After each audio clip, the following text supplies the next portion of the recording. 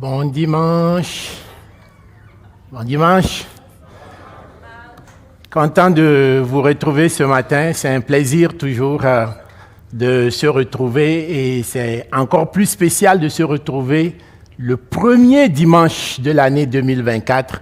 Donc, c'est vraiment une joie pour moi aussi d'avoir le privilège de vous apporter la parole de Dieu ce matin. Et mon vœu et ma prière ce matin, c'est que ce premier dimanche de l'année lance notre année, vraiment que ce soit une année de grâce et de bénédiction de la part du Seigneur. Et comme vous le savez, chaque début d'année, c'est vraiment l'occasion pour nous d'adresser nos meilleurs vœux aux personnes qui nous sont chères. Et ce dimanche, qui est le premier dimanche de l'année, je n'aimerais pas déroger à cette belle tradition. Donc, j'aimerais vous présenter à tous et à chacun mes meilleurs vœux.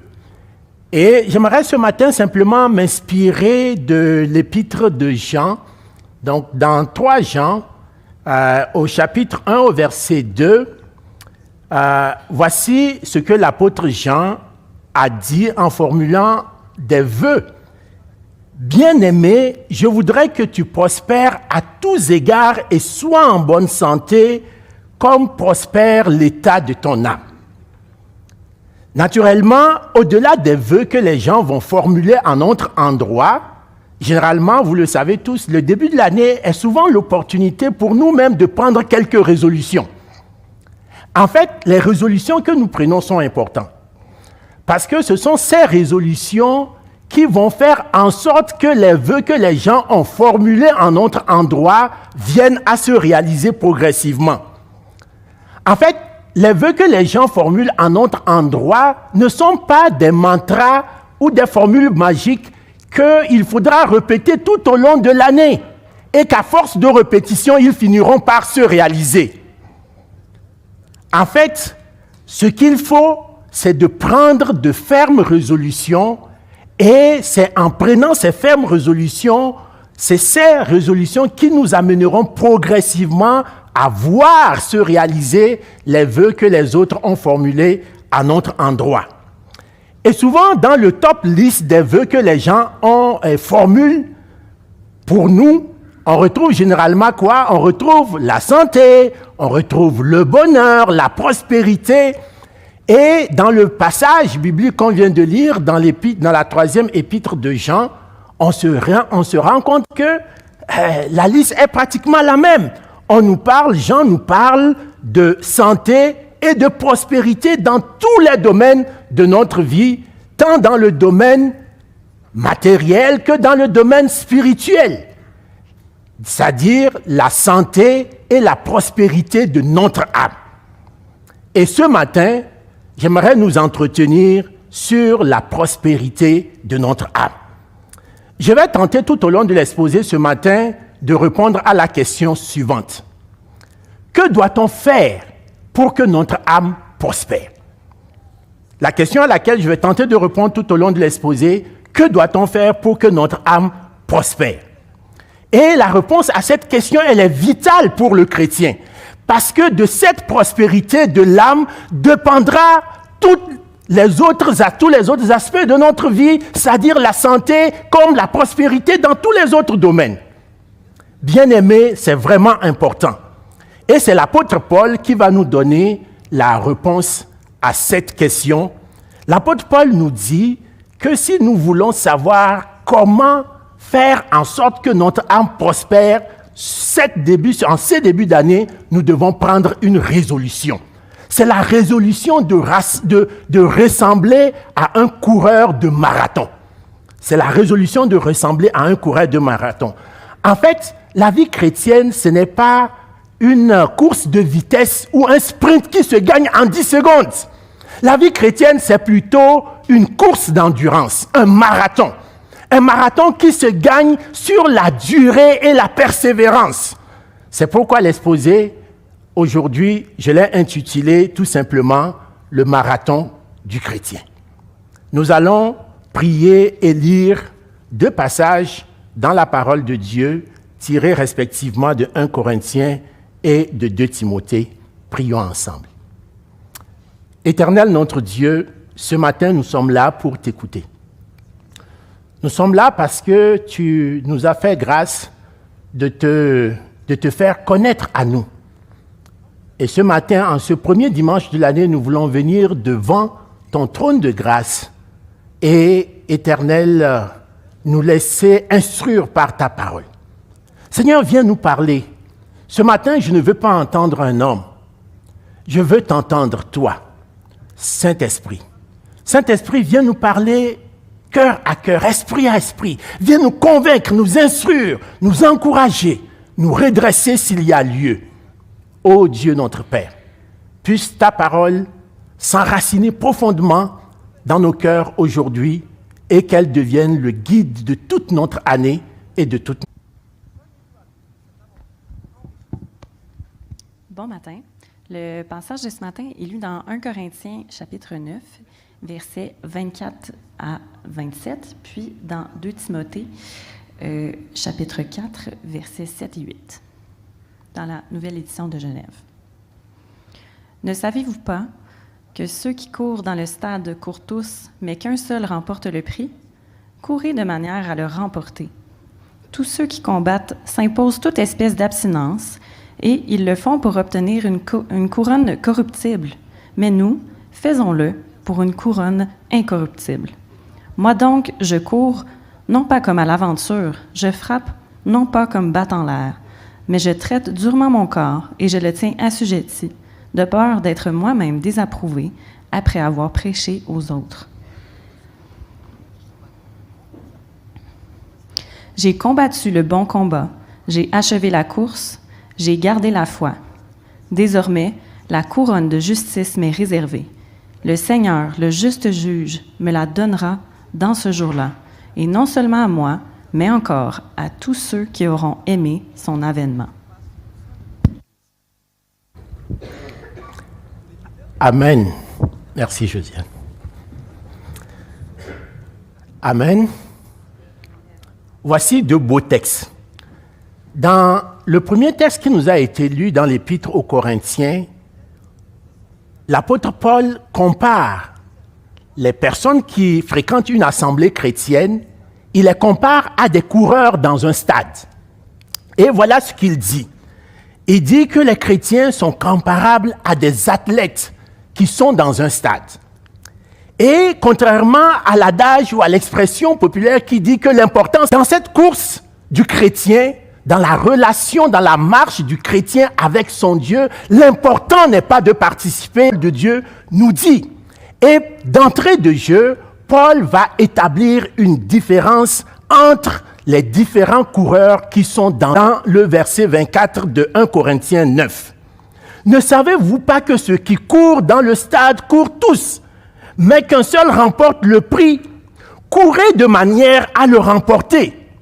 Ainsi, dans le marathon du chrétien, le chrétien fait partie de la catégorie de coureurs qui ne se contentent pas de courir, mais de la catégorie de coureurs qui courent avec la certitude qu'ils vont aller jusqu'au bout de leur course, avec la détermination, en ayant surmonté tous les obstacles qui vont se dresser sur leur chemin. Voici la catégorie de personnes ou d'athlètes à laquelle nous appartenons. Voilà pourquoi, voici comment je résumerai simplement l'exposé ce matin. Le chrétien est comme un marathonnier. Il puise son énergie dans la parole de Christ propulsée par la vérité divine. Face aux obstacles, il oppose la foi, franchit la ligne d'arrivée en alliant prière et persévérance à la fois. Laissez-moi, bien-aimés, vous répéter le résumé de l'exposé ce matin. Le chrétien est comme un marathonnier. Il pue son énergie dans la parole de Christ propulsée par la vérité divine. Face aux obstacles, il oppose la foi, franchit la ligne d'arrivée en alliant prière et persévérance à la fois. Ce résumé met la table sur la structure de mon exposé ce matin, qui se fera en 3 parties, qui sont en fait les 3 phases d'un marathon. Premièrement, pour être participant de marathon, il faut s'être inscrit en bonne et due forme. Il faut s'être inscrit en bonne et due forme. Pièce d'identité avec photo, s'il vous plaît, à l'appui. Vous avez besoin d'un billet de participation. C'est ce que nous allons voir premièrement. Ensuite vient la course proprement dite, où que vous devez mener en respectant naturellement les règles de la course et en vous appuyant sur la joie collective jusqu'à ce que vous ayez surmonté l'ensemble des obstacles qui vont se dresser sur ce long chemin. Et enfin, la ligne d'arrivée que vous pourrez franchir après avoir résisté à la tentation d'abandonner parfois sous les acclamations de la foule et du maître de la course qui vont célébrer votre persévérance. D'abord, la ligne de départ, l'inscription obligatoire. L'étape la plus importante dans une course, n'importe laquelle, et principalement dans un marathon, c'est l'inscription obligatoire. Même si vous êtes le plus grand marathonien au monde ou la plus grande marathonienne au monde, si vous ne vous êtes pas inscrit pour le marathon, vous serez disqualifié quand vous serez arrivé sur la ligne d'arrivée. Et vous devez vous assurer d'avoir obtenu votre billet de participation de la part des organisateurs du marathon. Il en est de même pour le marathon du chrétien. Le marathon est organisé par un trio de choc, le Père, le Fils et le Saint-Esprit qui se mettent ensemble pour s'assurer que vous obtenez votre billet de participation en bonne et due forme. Voilà l'organisation du marathon chrétien. Avec, s'il vous plaît, un numéro d'identification unique, un NIP. Vous devez obtenir un NIP avec le sceau officiel des organisateurs. Voici la procédure d'inscription. Parce que s'il faut s'inscrire, il faut comprendre comment il faut s'inscrire. La procédure d'inscription, et c'est écrit en premier dans les règles de la course. C'est Romains 10, le verset 9 à 11 qui nous le dit. Si tu confesses de ta bouche le Seigneur Jésus-Christ, si tu crois dans ton cœur que Dieu l'a ressuscité des morts, tu seras sauvé. Car c'est en croyant du cœur qu'on parvient à la justice et c'est en confessant de la bouche qu'on parvient au salut, selon ce que dit l'Écriture, quiconque croit en lui ne sera point confus. Bien-aimés, ce matin, j'ai deux bonnes nouvelles pour vous. Ou, si vous voulez, plutôt une bonne nouvelle et une mauvaise nouvelle selon ce que vous auriez fait de la première bonne nouvelle. La première bonne nouvelle, c'est qu'il n'y a pas de date limite d'inscription. Et il n'y a pas de bureau d'inscription ni d'exigence préalable. Vous pouvez, d'ailleurs, ce n'est ni à Jérusalem, ni sur la montagne de Samarie. Vous pouvez vous inscrire à n'importe quel moment et n'importe où, quelle que soit l'heure de la journée, et cela sans condition et sans exigence préalable. Bien-aimés, tous peuvent y participer. Vous pouvez le faire ici et maintenant si ce n'est déjà fait, bien-aimés. Si ce n'est déjà fait, bien-aimés, de la place où vous êtes assis ce matin, vous pouvez obtenir votre billet d'inscription. Vous pouvez obtenir votre billet de participation. Vous pouvez tout simplement baisser la tête dans le secret de votre siège et dire, Seigneur, je veux être inscrit au marathon du chrétien. Je veux y participer. Autrement, si vous n'obtenez pas le billet d'inscription, votre inscription, votre participation sera vaine. C'est ce qui m'amène à ma deuxième bonne nouvelle, ou plutôt à la mauvaise nouvelle en fonction de ce que vous auriez fait de la première bonne nouvelle. Souvent, nous citons le passage que nous avons lu tantôt dans Romains 10. Nous le citons de façon incomplète parce que nous ne citons pas généralement le verset 11. Et pourtant, le verset 11, c'est la clé pour comprendre tout le passage de Romains 10. Le verset 11 dit « Quiconque croit en lui ne sera point confus ». En effet, certaines personnes, malheureusement, vont être confus à la fin de la course parce qu'ils auront obtenu leur billet de participation de façon frauduleuse.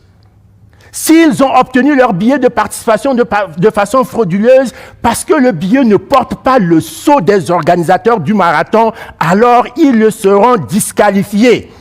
Il faut vous assurer que vous avez bel et bien obtenu le billet de participation, le brassard ou le dossard avec le sceau des organisateurs de la course.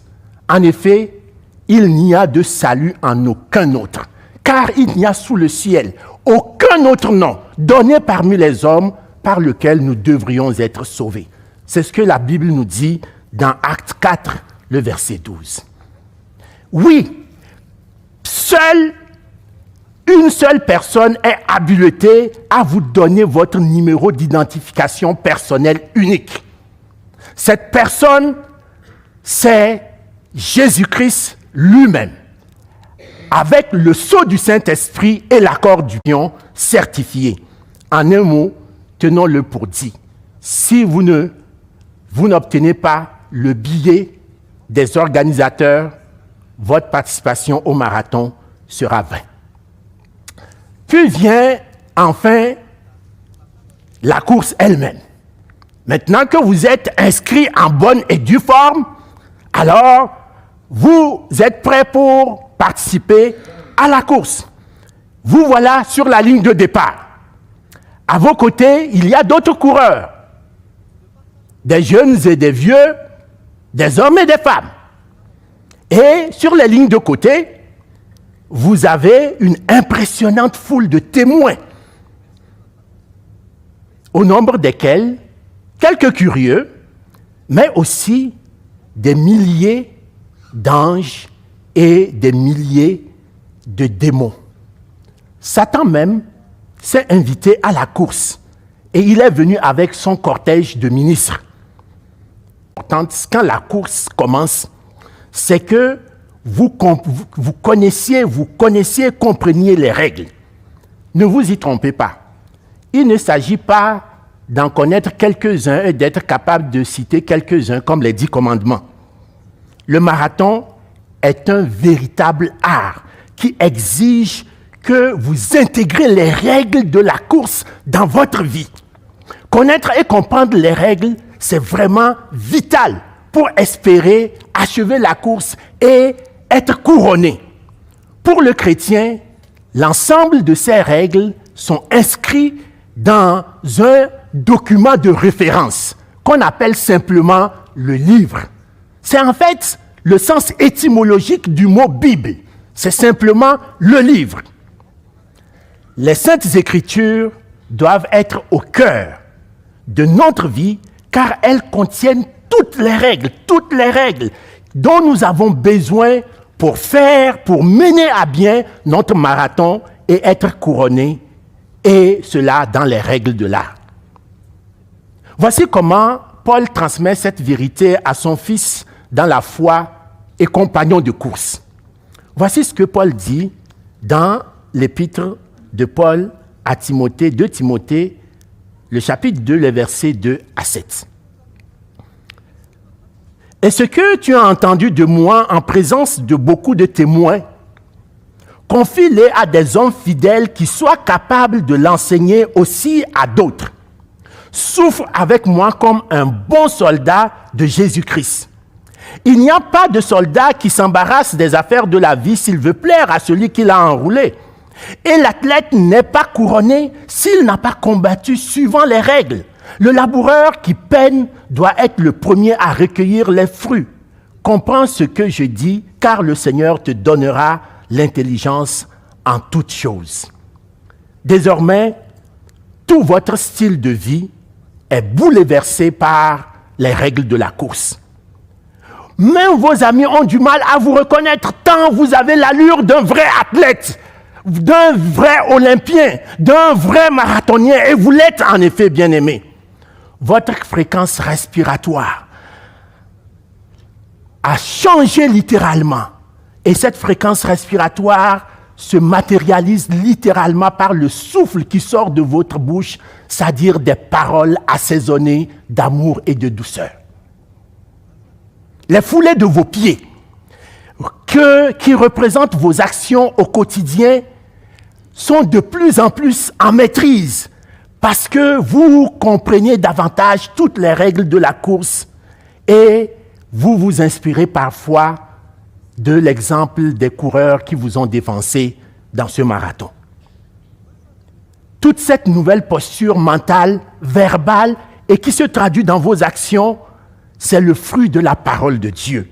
C'est le fruit des saintes Écritures qui désormais deviennent votre guide et vous éclairent au quotidien tout au long de votre parcours, comme nous le dit le psaume 119, le verset 105. « Ta parole est une lampe à mes pieds et une lumière sur mon sentier. » Bien-aimés, le marathon est une course, c'est une course collective et publique. Bien que le marathonien mène une course individuelle, le marathon en soi est une course collective. Nous ne courons pas seuls, nous courons avec d'autres coureurs. Si vous rencontrez un marathonien seul dans la rue, il y a de très fortes chances qu'il se soit trompé de chemin. On est tous d'accord? Si vous rencontrez quelqu'un qui court seul dans la rue, soit c'est un fou. Mais si vous dites qu'il participe à un marathon, vous devez regarder à gauche, à droite. Hein? Parce que ce qui vous fait croire qu'il participe à un marathon, souvent, c'est qu'il y a d'autres marathoniens autour de lui. Peut-être que vous allez dire, non, c'est normal. C'est normal. Mais ce n'est pas normal. Ce n'est pas normal. Ce qui fait que du marathonien est individuel, mais le marathon en soi est une course collective. Bien-aimé, un simple moyen de savoir qu'on est toujours dans la course, c'est de ne pas s'éloigner des autres coureurs. Si vous voulez être vraiment dans la course, vous devez ne pas vous éloigner des autres coureurs. Comme ça, vous savez que vous êtes dans la course du marathon. Et c'est ce que l'Épître aux Hébreux nous exhorte en ces termes. Hébreux 10, le verset 25. « N'abandonnons pas notre assemblée comme c'est la coutume de quelques-uns, mais exhortons-nous réciproquement, et ceci et cela, d'autant plus que vous voyez s'approcher le jour. » En fait, les choses sont bien faites. Souvent, quand vous courez dans un marathon, il y a toujours des coureurs en avant de vous et des coureurs en arrière de vous, ce qui vous garantit que vous êtes toujours dans la course du marathon. Mais si vous pensez que vous êtes en tête de la course, c'est pourquoi vous ne voyez personne devant, s'il vous plaît, jetez un coup d'œil en arrière pour voir si d'autres coureurs suivent. Parce que si ce n'est pas le cas, il se peut que vous ayez poussé des ailes d'orgueil qui vous ont éloigné de la course.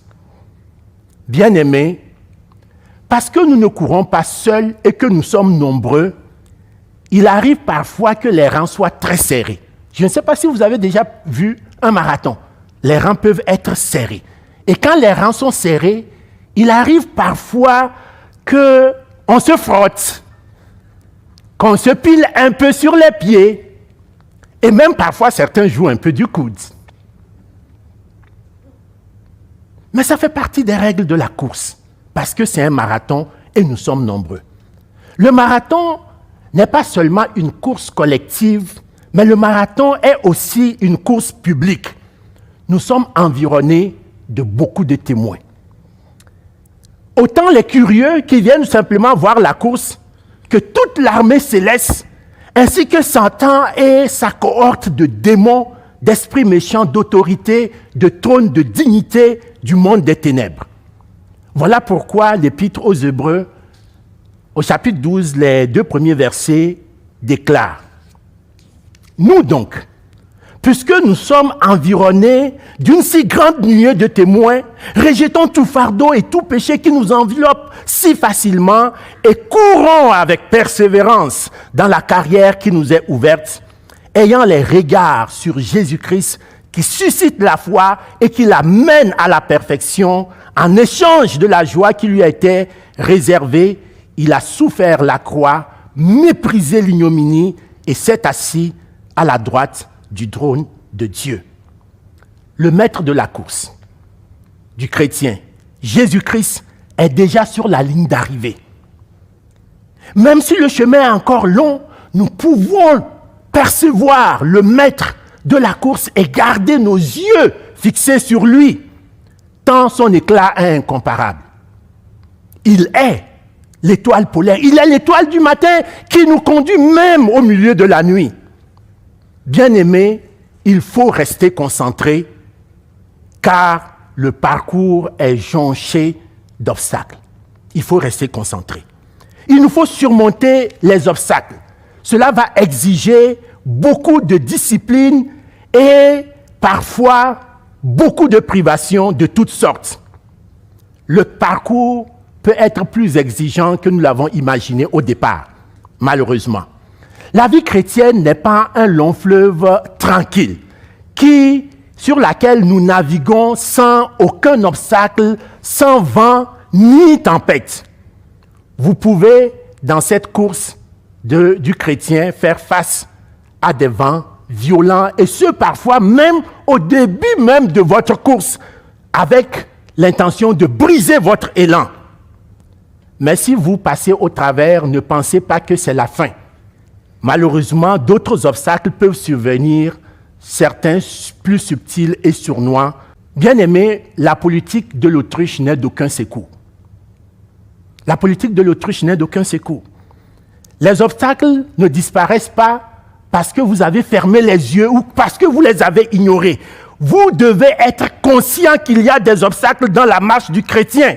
Et vous devez apprendre, et nous devons apprendre ensemble à y faire face, en nous imposant parfois une discipline quasi-militaire.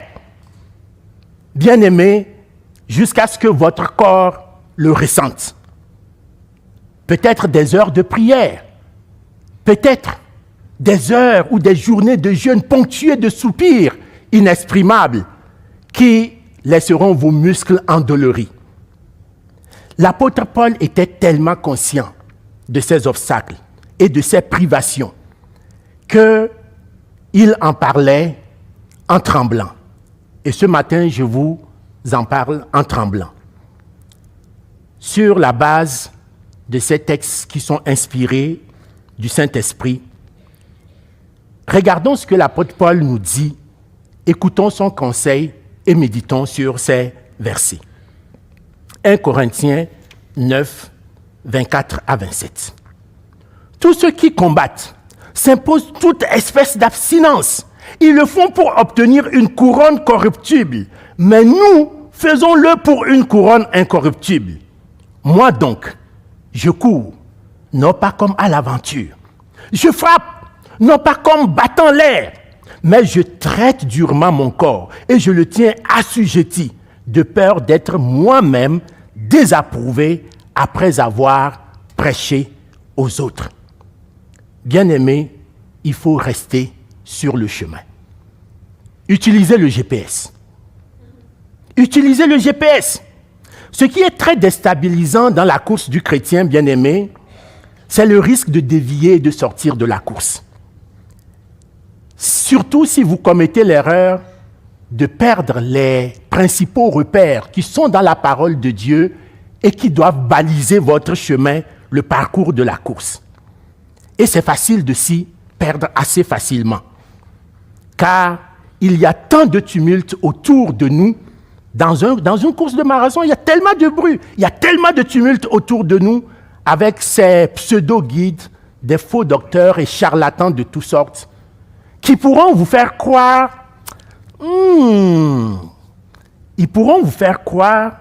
qu'il est possible d'utiliser des raccourcis. Vous pouvez arriver à la ligne de départ, il y a quelques raccourcis, vous pouvez passer dans la forêt et, comme par une baguette magique, vous vous retrouvez sur la ligne d'arrivée. Ou qu'il existe une formule magique qui vous propulsera sur la ligne d'arrivée sans effort. Bien-aimés, restez vigilants. Restons vigilants. Restons sur le chemin. Utilisez le GPS. C'est quoi le GPS du chrétien? C'est quoi le GPS du chrétien?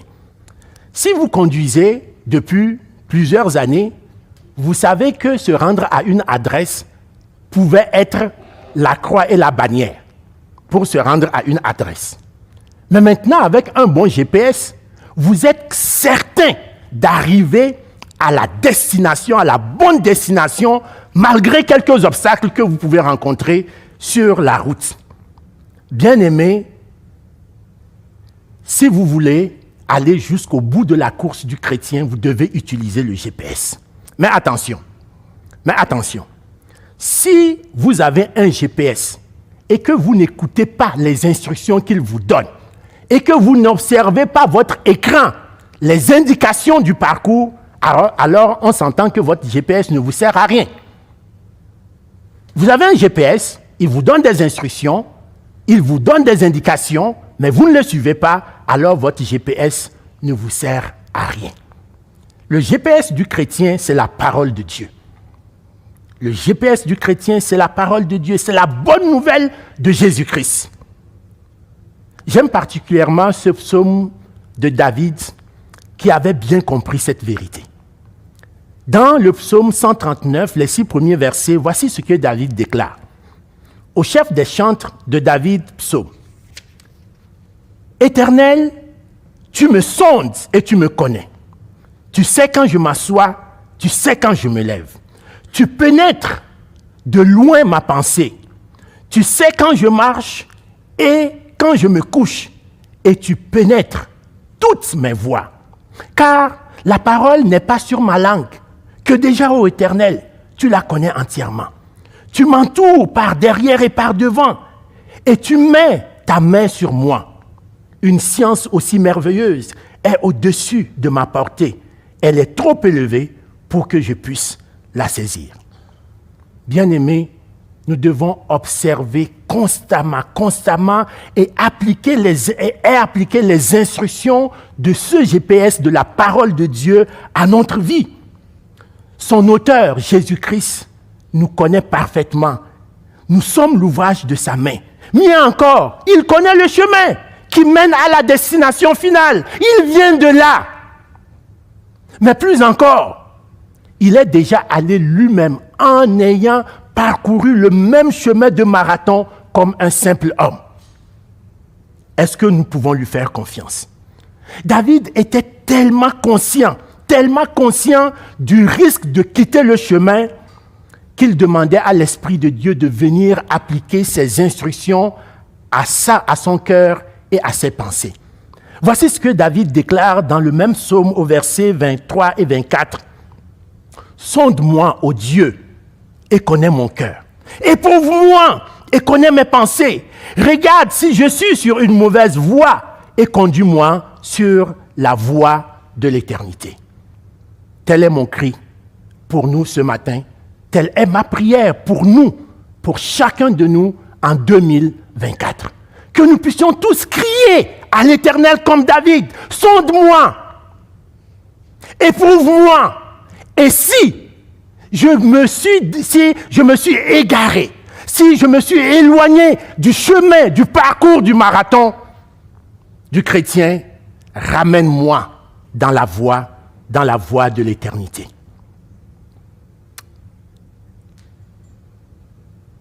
Enfin, nous voici à la dernière étape du marathon, la ligne d'arrivée.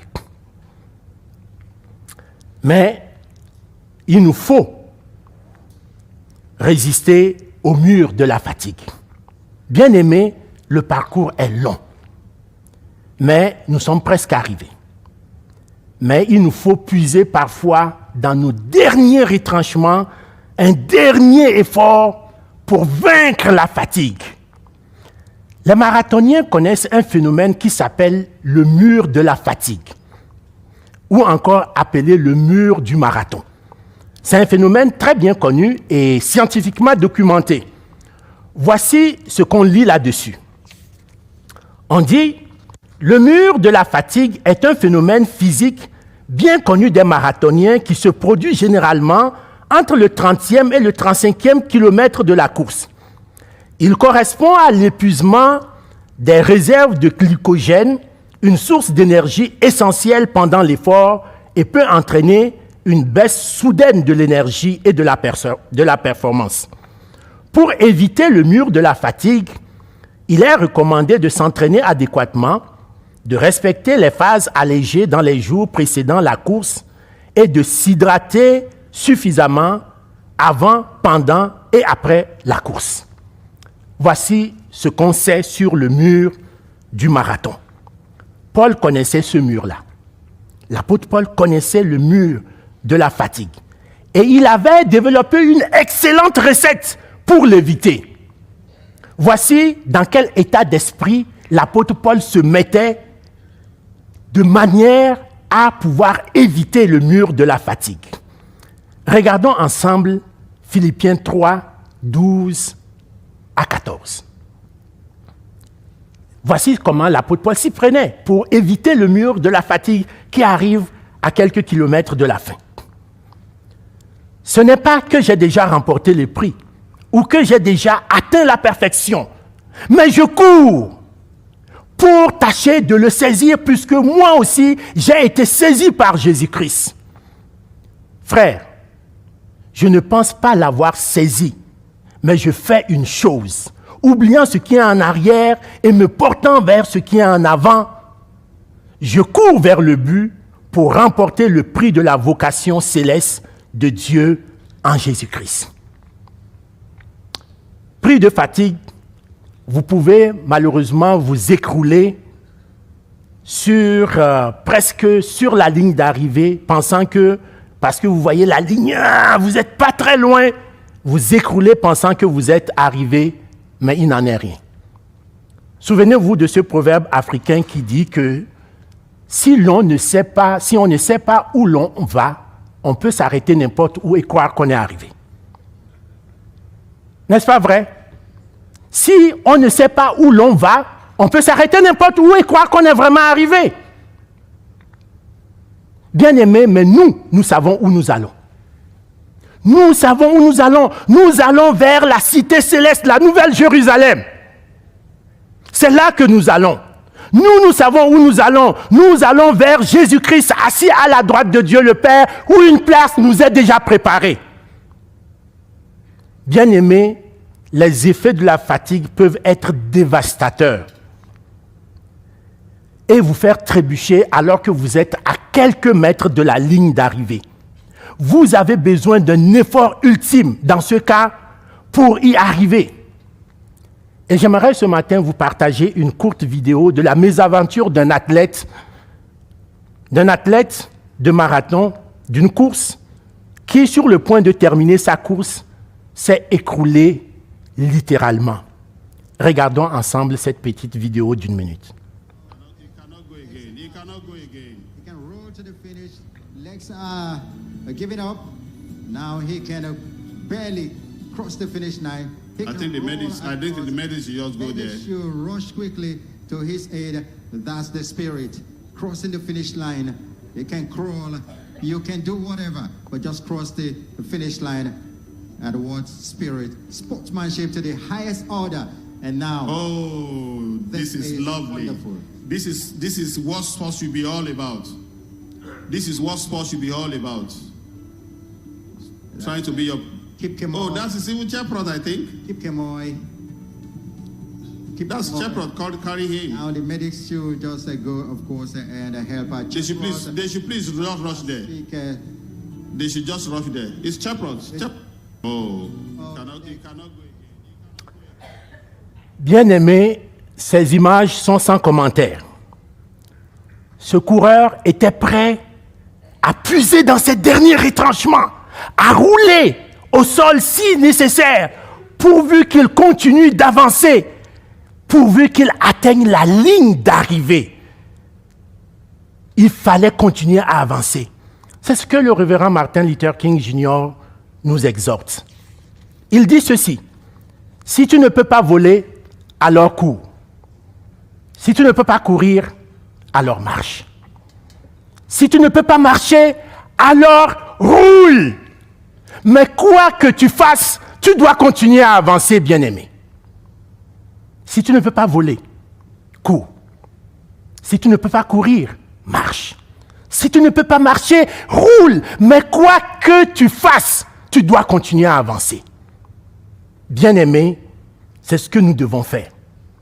Certains des autres coureurs ont dépassé ce coureur en difficulté sans prêter aucune attention, comme le prêtre et le Lévite dans la parabole du bon Samaritain. Ils ont détourné leur regard. Ils ont continué tout simplement leur course. Mais il y a eu un coureur. Il y a eu un coureur comme le Samaritain qui a eu compassion de ce coureur et qui lui a manifesté sa compassion et les deux ont pu franchir la ligne d'arrivée. Bien-aimés, seriez-vous ce Samaritain qui va voler au secours d'un frère ou d'une sœur qui est en difficulté dans sa course et dans sa marche avec le Seigneur et lui apporter votre agnoré? À vous de choisir. Bien-aimés, nous sommes arrivés presque à la fin. Franchir la ligne et recevoir la couronne. Vous voici sur la ligne d'arrivée, prêt à la franchir pour recevoir la couronne de victoire. Paul était tellement conscient et désirait ardemment arriver ce jour où il franchira la ligne finale.